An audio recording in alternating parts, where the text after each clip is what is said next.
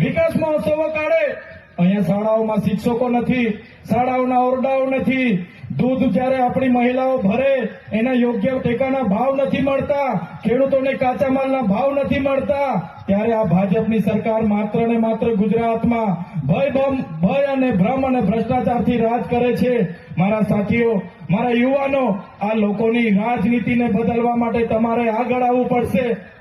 ત્યારે સાથીઓ, આગળ મનોજભાઈએ કીધું એટલે વધારે લાંબી વાત હું દોહરાવવા નથી માંગતો, પણ જયારે આ સરકાર સામે અમે મનરેગાના કૌભાંડ ઉજાગર કરીએ, નલ સે જલના કૌભાંડ ઉજાગર કરીએ, જમીન સંપાદન અટકાવીએ, જળ જંગલ જમીન આદિવાસીના અધિકારો બચેની વાત કરીએ, સંવિધાનિક અધિકારોની વાત કરીએ, સામાજિક અધિકારોની વાત કરીએ, ત્યારે આ ભાજપની સરકારને ગમતું નથી.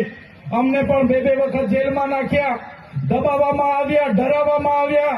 ત્યારે આ ભાજપની સરકારના નેતાઓને, એમની પોલીસને એવું હતું કે આ ચૈતર વસાવા ડરી જશે, પણ આ ચૈતર વસાવા ડરવાવાળા નથી, આ ચૈતર વસાવા લડવાવાળા છે.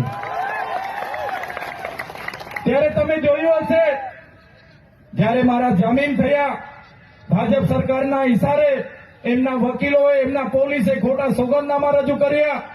એમણે કીધું કે આ ચૈતર વસાવાને અંબાજીથી ઉમરગામ સુધીના 14 જિલ્લામાં એમણે પ્રવેશબંધી ફરમાવો, લોકોને ગેરમાર્ગે દોરે છે. અને એ પ્રકારની વાહિયાત વાતો કરીને જયારે એમણે સોગંદનામા રજૂ કર્યા, ત્યારે મારા મત વિસ્તારમાં આજે મને પ્રવેશબંધી છે. હું મારા ડેડિયાપાડામાં જઈ નથી શકતો.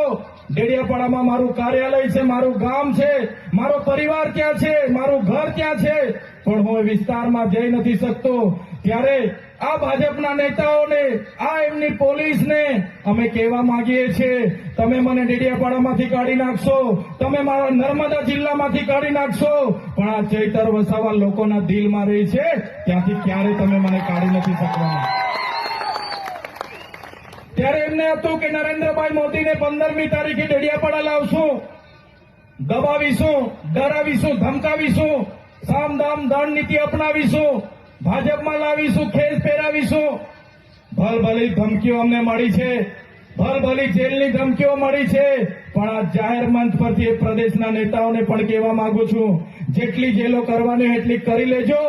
2027માં આમ આદમી પાર્ટીની સરકાર આવશે, તમારી બધાની ફાઇલો પણ અમે બધા ખોલવાના છે.